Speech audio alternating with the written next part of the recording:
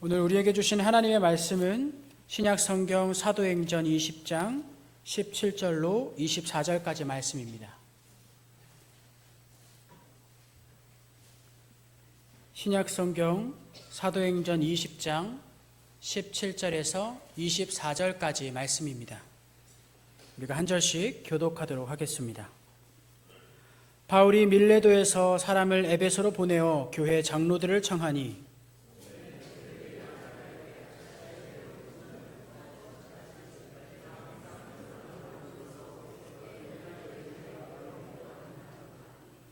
곧 모든 겸손과 눈물이며 유대인의 간계로 말미암아 당한 시험을 참고 주를 섬긴 것과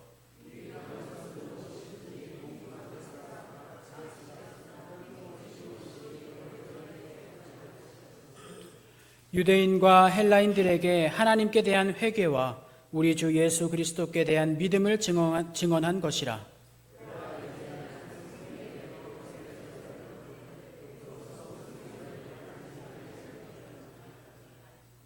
오직 성령이 각 성에서 내게 증언하여 결박과 환난이 나를 기다린다 하시나 내가 달려갈 길과 주 예수께 받은 사명 곧 하나님의 은혜의 복음을 증언하는 일을 마치려 하면은 나의 생명조차 조금도 귀한 것으로 여기지 아니하노라. 아멘.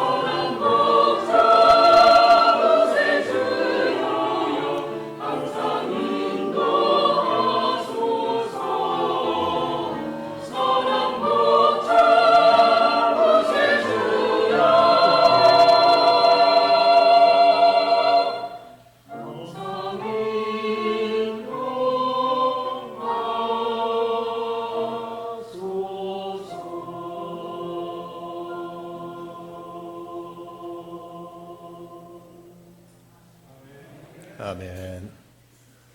은혜로운 귀한 찬양 감사합니다.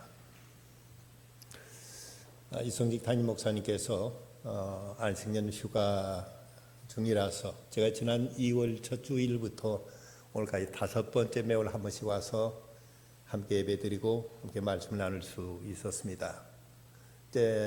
이것으로 어쩌면 저는 이제 제가 와서 함께 예배드릴 수 있는 것은 이제 끝났다 생각되는데, 우리 장로님들은 아시겠습니다마는 사실 저는 이 교회 강교자 교수님의 제자입니다. 고등학교 때 2학년 때 강교자 교수님 통해서 그때 예수님을 영접했고 그리고 많은 사랑과 지도를 받았습니다. 그리고 신학을 하고 40년 동안 목회하다가 지난 연말에 분당에 있는 동문교회 은퇴하고 이제 원로 목사로 있던 중에 이 좋은 교회에서 초청받아서 5번 동안 저와 함께 예배 드릴 수 있었던 것 참 기쁘고 감사하게 생각합니다. 이런 유머가 있습니다. 어느 가정에 남편이 파리채를 들고 어슬렁거리자 아내가 묻습니다. 당신 뭐 하는 거예요? 그냥 남편이 파리 잡어 하고 대답하니까 그래 파리를 몇 마리 잡았어? 하고 묻자 남편 하는 말이 수컷 3마리하고 암컷 2마리 잡았어 라고 대답합니다. 아니 파리를 어떻게 수컷인지 암컷인지 알 수 있어요? 하고 묻자 남편 하는 말이 3마리는 맥주 깡통 위에서 놀고 있었고 2마리는 전화기에서 놀고 있다고 하고 말하더랍니다. 그러면 파리도 자기 관심 있는 곳에서 놀고 있는 것을 볼 수 있습니다. 여러분의 관심사는 무엇입니까? 내가 늘 생각하고 내가 바라고 내가 소원하고 있는 그 소망과 관심사는 과연 무엇인지 생각해 볼 필요가 있습니다. 전에 CCC 대표를 지내시던 고 김준곤 목사님, 그분 언젠가 그런 말씀하신 적이 있었습니다. 금식 중에도 온갖 음식이 그저 눈앞에 어른거리는 그 금식 중에도 예수님 생각이 더 나더라는 참 늘 주님을 항상 묵상하고 주님 앞에 충성을 다했던 목사님 심중을 이렇게 표현했던 적이 있었습니다. 우리가 어떤 일을 한다는 건 매우 중요한 일입니다. 그러나 일한다는 그 사실보다도 더 중요한 것은 어떤 자세로 일하느냐 하는 것이 더 중요한 문제라고 생각됩니다. 세계적인 정신 분석학자인 칼 매닝거는 그런 유명한 말을 했습니다. Attitude, 태도는 more important than fact. 사실보다 더 중요하다. 태도는 사실보다 더 중요하다. 여러분 요즘 청년들 취직하기 어렵다고 하죠. 모처럼 취직했습니다. 취직했다는 이 사실보다 더 중요한 것은 이제부터 어떻게 일하느냐 하는 것이 더 중요한 문제입니다. 요즘 많은 사람들이 결혼을 기피하고 있습니다만은 결혼한다는 건 매우 중요한 일이죠.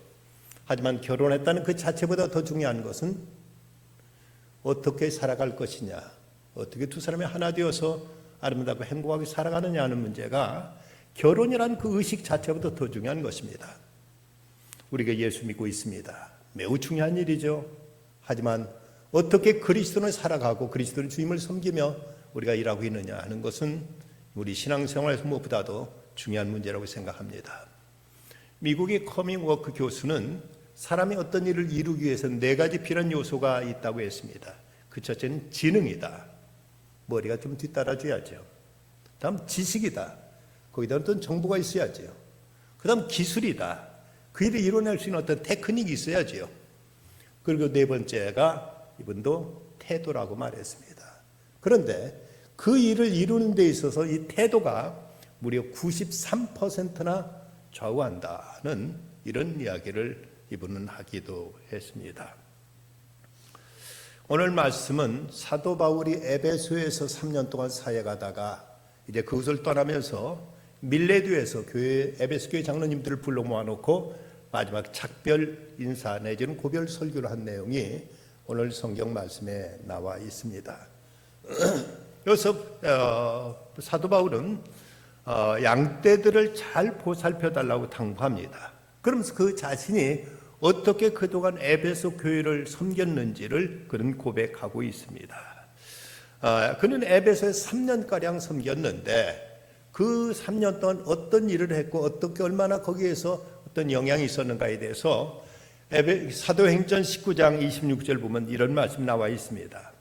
이 바울이 에베소뿐 아니라 거의 전 아시아를 통하여 수많은 사람을 권하여 말하되 사람의 손 만든 것이 신이 아니라 하니 이는 그들이 보고 들은 것이라.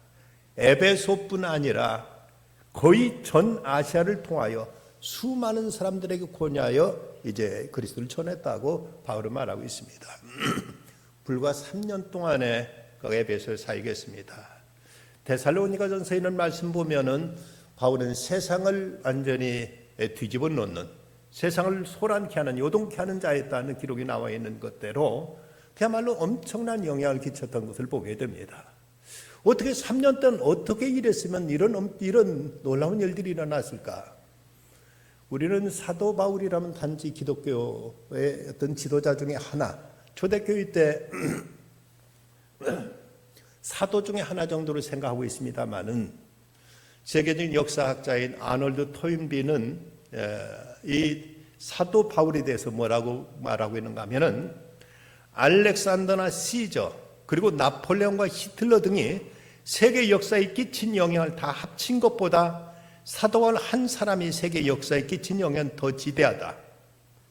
바울의 발길이 머무는 곳, 그것이 어느 마을이나 어느 도시든 그 순간부터 그곳은 바울의 영향권을 피할 수가 없었다.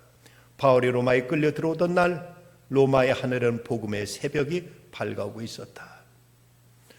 헬레니즘이 지배하던 저 서양에 사도 바울이 헤브라이즘, 기독교 복음을 통해서 기독교 문화를 전함으로 인해서 서양 문화사가 바뀌어지게 됩니다.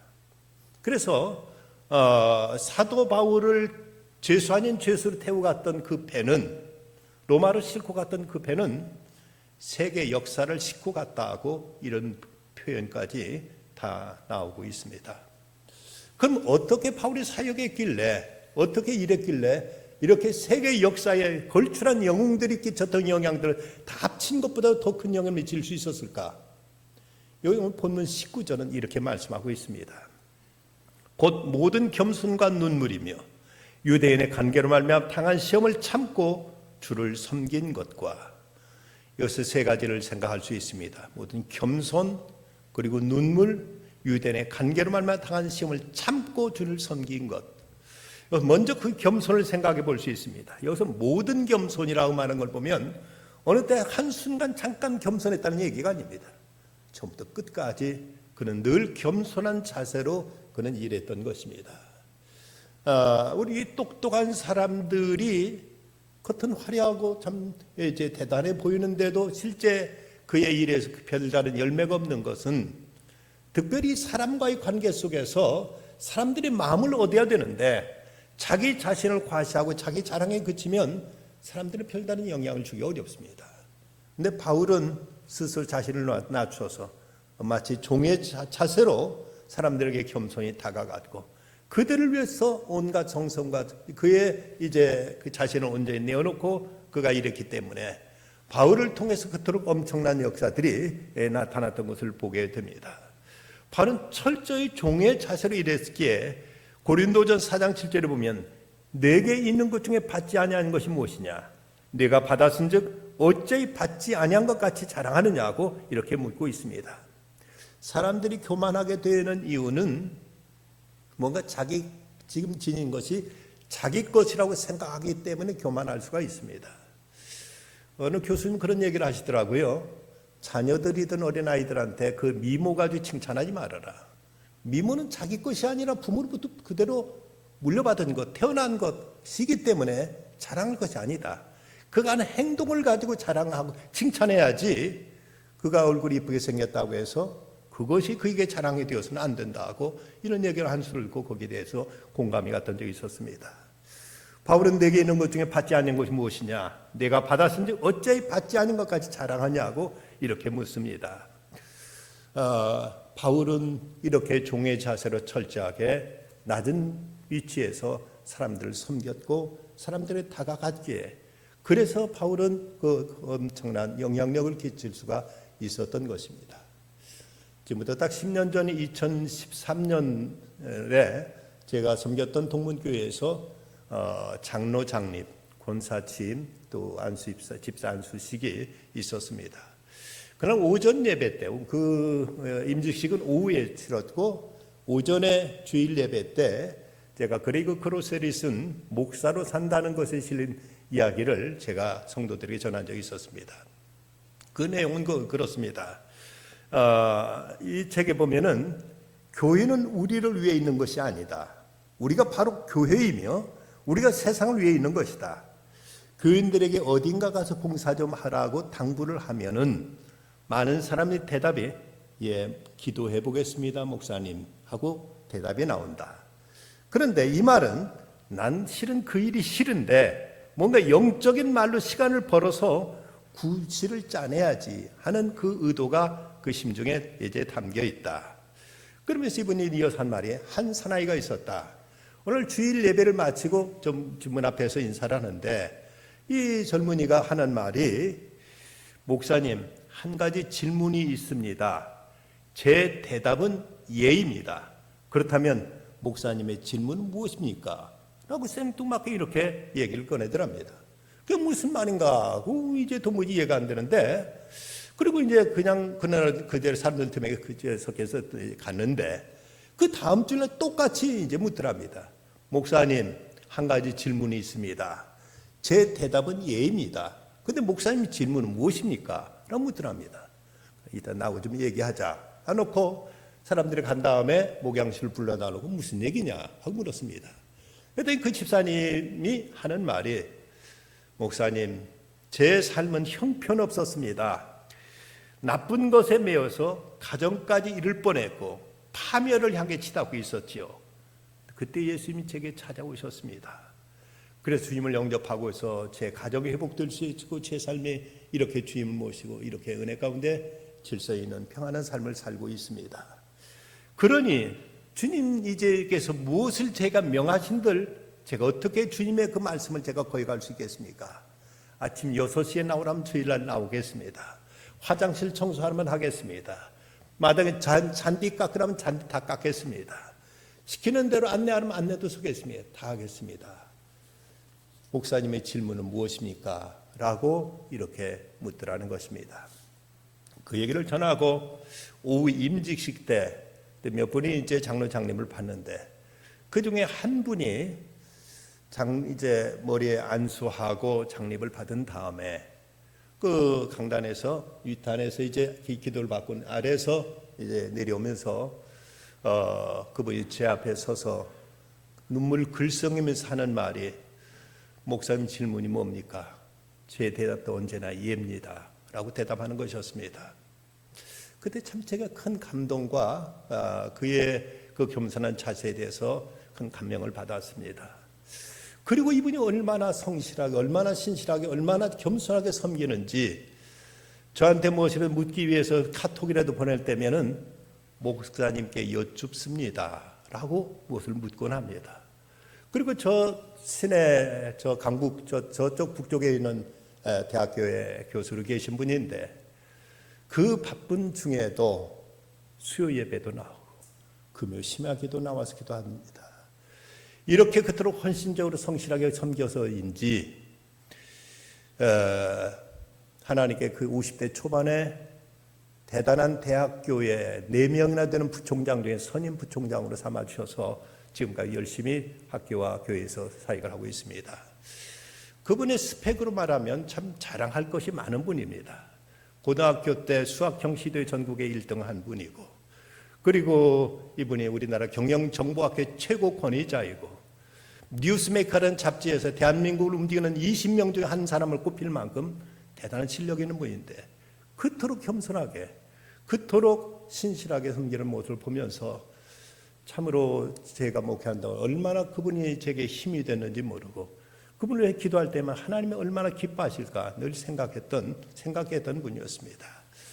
우리가 똑똑한 것도 좋고 지혜로운 것도 좋습니다만은 우리가 하나님 일을 한다면 우리는 먼저 겸손한 자세를 일해야 될 것입니다. 한 수도사가 원로 수도사에게 물었습니다. 겸손이란 무엇입니까? 그래야 원로가 대답하기를 스스로 죄인이라고 간주하고 다른 모든 사람 밑에 자신을 두는 것이다 라고 대답합니다. 다시 묻는 말이 스스로 모든 사람 밑에 둔다는 것은 또 무슨 뜻입니까? 그건 다른 사람의 죄에 대해서는 상관하지 않고 끊임없이 하나님께 기도하면서 자기 자신의 죄에 관심을 갖는 것이라고 원로는 대답합니다. 우리가 교만한 것은 사람들이 자꾸 다른 사람 허물에 대해 관심 갖기 때문에 저 따위가 있느냐 나는 저보다 낫다는 생각하는데 그건 하나님과 그 사람의 관계입니다. 늘 나는 내 하나님 앞에 내 자신이 얼마나 부족한가. 이렇게 허물 많고 약한데도 하나님이 나를 인정해 주셨고 받아주셨고 나를 믿게 하셨고 나를 또 하나님께서 일꾼을 만드셨다면 그것이 감사할 뿐이고, 이 자세를 한다면 누가 앞에 감히 교만할 것이며 누가 앞에 내 자신을 내세울 수가 있겠습니까? 사도 바울은 이렇게 겸손한 자세로 일했다고 성경은 말씀합니다. 두 번째, 바울은 사랑으로 일했습니다. 31절 말씀 보면, 그러므로 여러분이 일깨어 내가 3년이나 밤낮 쉬지 않고 눈물로 각 사람을 훈계했던 것을 기억하라. 죄송합니다. 여기 눈물이라 기록됐습니다만 눈물은 사랑의 하나의 어떤 그 물질적인 어떤 외형적인 표현이라고 말할 수가 있습니다. 사랑의 감정 속의 눈물은 나올 수 있는 것이죠.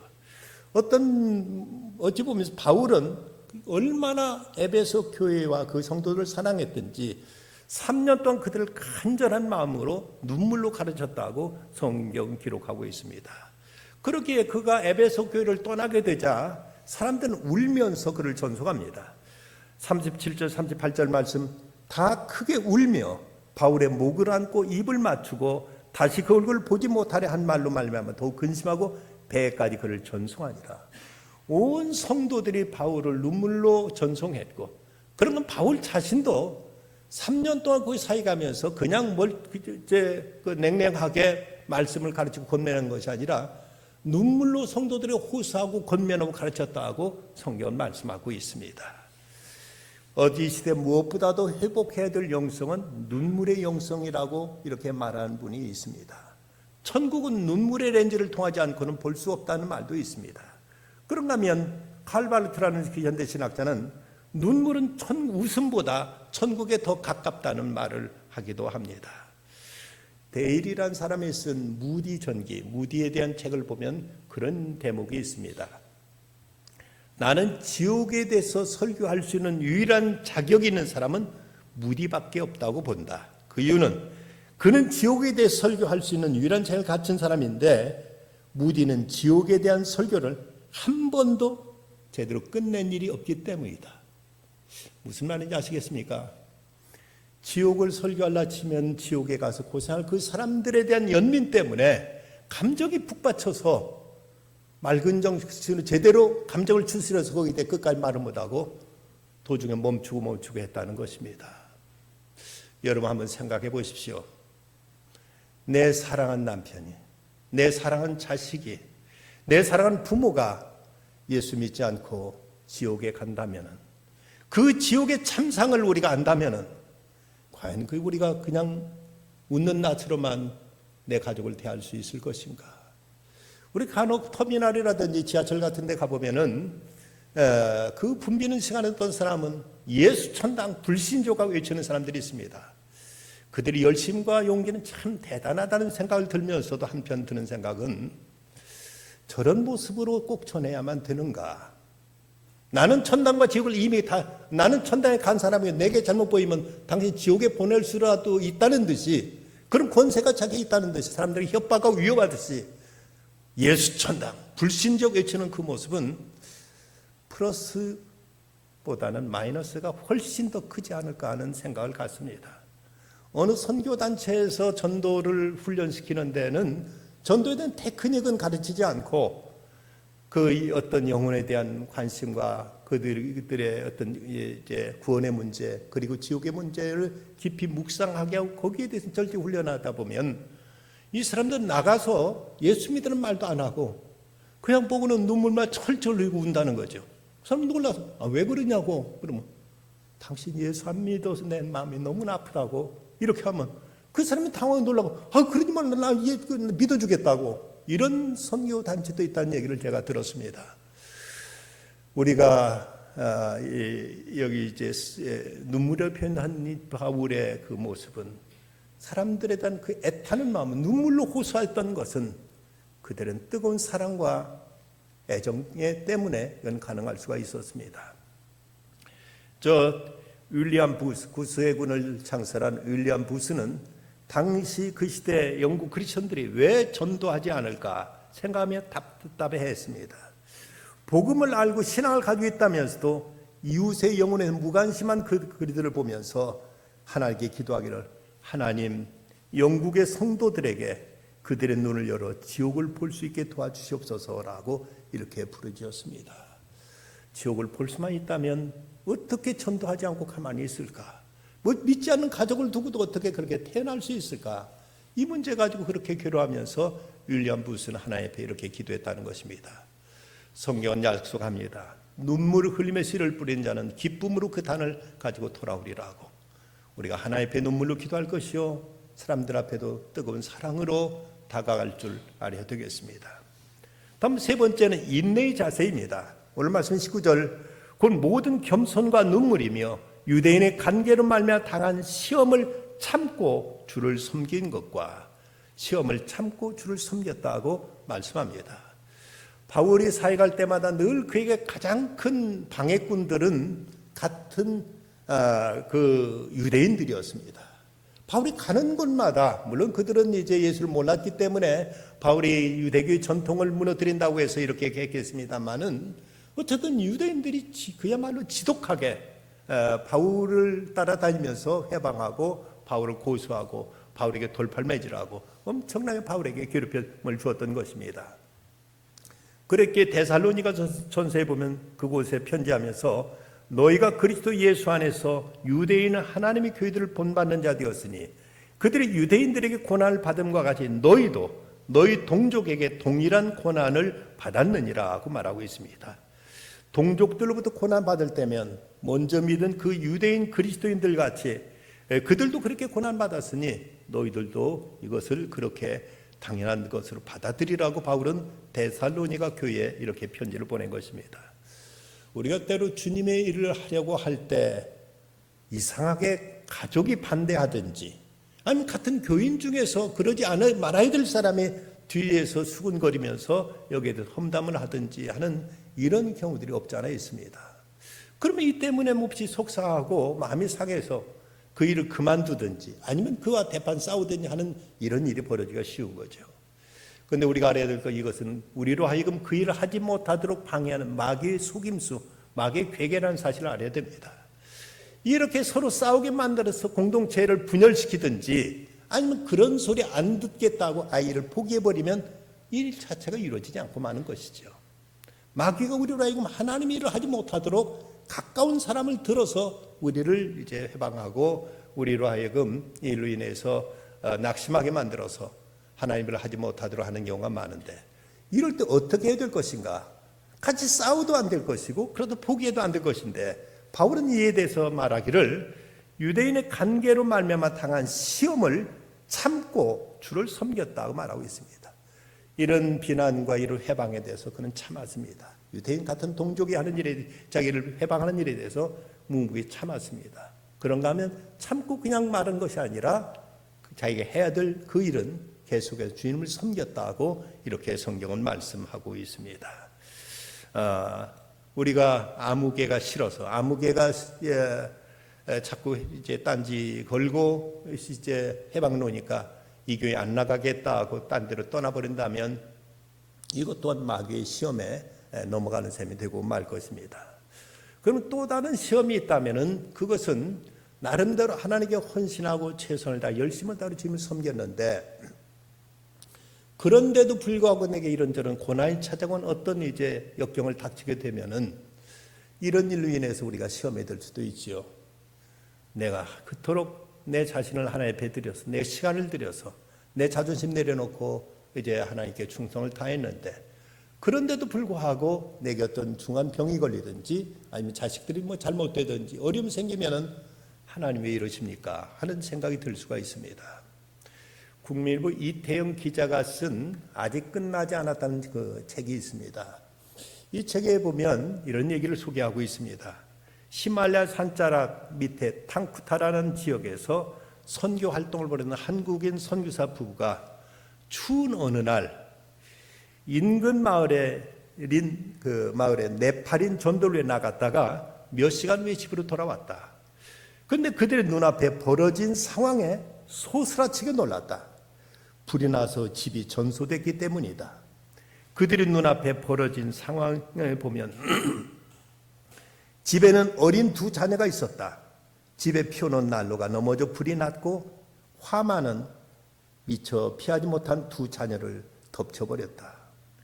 오 하나님, 어떻게 해서?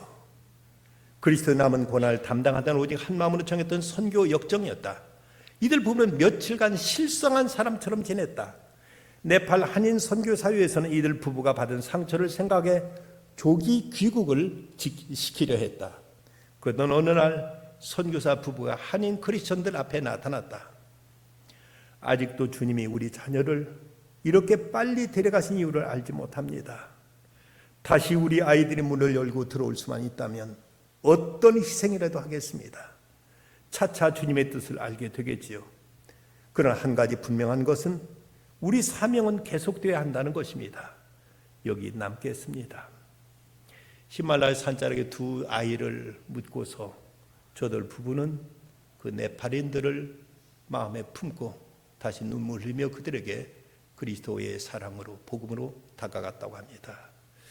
사도 바울이 토로했던 내가 달려갈 길과 주 예수께 받은 사명, 곧 하나님의 은혜의 복음을 전한 일을 마치려 하면은 나의 생명조차 조금 더 귀한 것으로 여기지 않는다는 그 고백이 저들이 고백이 되었던 것입니다. 1997년 클린턴 대통령이 취임식 때 이런 명언을 했습니다. The enemy of our time is inaction. 이 시대의 원수는 행동하지 않는 것이다. 행동이 없는 것이다. 말만 하고 행동이 없고, 그리고 비판만 하고 책임지지 않는 것이 이 시대의 가장 큰 원수라고 클린턴은 대통령 취임 때 이런 말을 했습니다. 엘리 위젤은 또 이런 유명한 말을 남기기도 했습니다. 사랑의 반대는 증오가 아니라 무관심이다. 교육의 반대는 무지가 아니라 무관심이다. 아름다움의 반대는 추함이 아니라 무관심이다. 삶의 반대는 죽음이 아니라 삶과 죽음 모두에 대한 무관심이다. 교회에서 어떤 일이 벌어지고 있는지, 내 옆에 있는 성도가 어떤 고통을 당하고 있는지 전혀 나와 알 바 아니라는 듯 이제 무관심한 채 냉랭한 가슴으로 그저 외면해버리고 많은 이 시대 사람들의 현상을 이제 생각하는 대목입니다.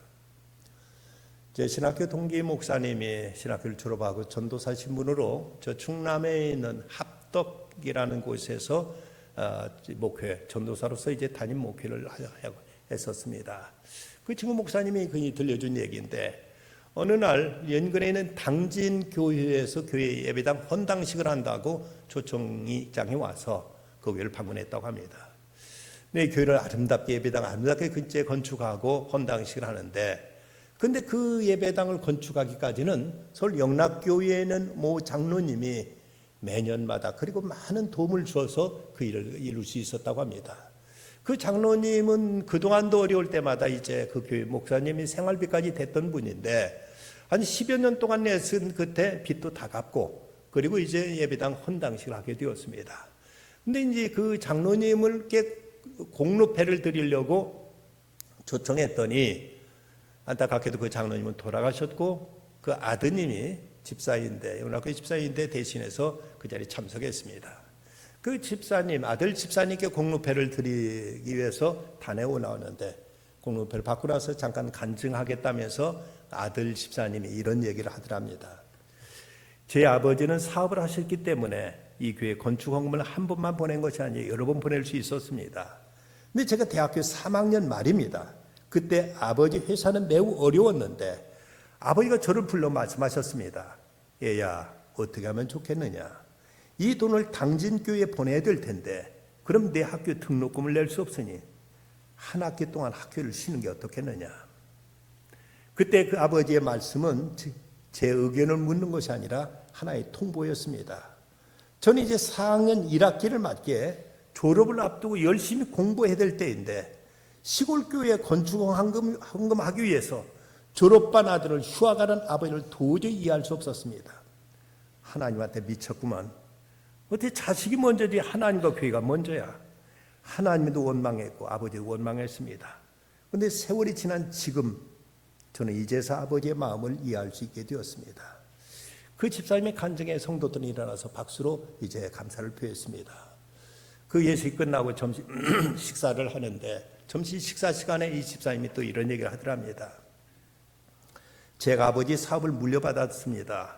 근데 회사는 아버지 때보다 더 크게 성장해서 지금은 회사가 꽤 큰 회사가 되었습니다. 그것은 제가 경영 능력이 탁월해서가 결코 아닙니다. 저는 경험도 없고 저는 이제 회사 경험에 대해 관심도 없었기 때문입니다. 그런데 이유를 찾자면 바로 이것입니다.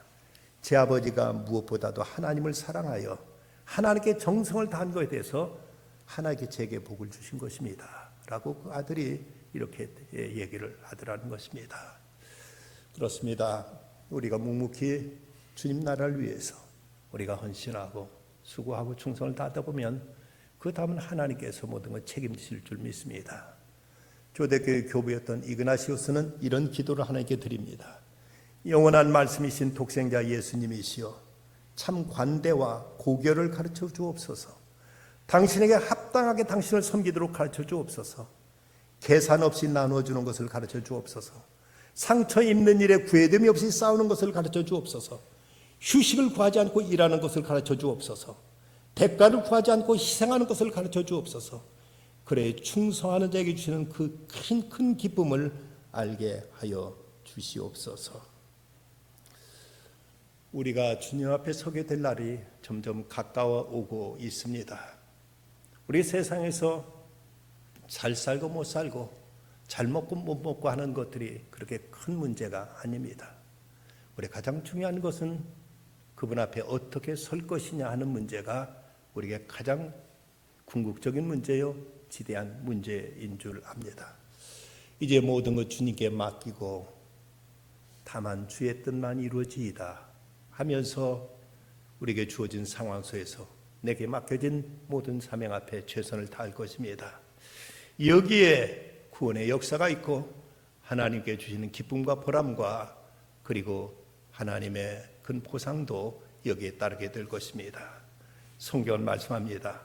내 눈이 이 땅에 충성된 자를 살펴 나와 함께 살게 하리니 완전한 길에 행하는 자가 나를 따르리로다.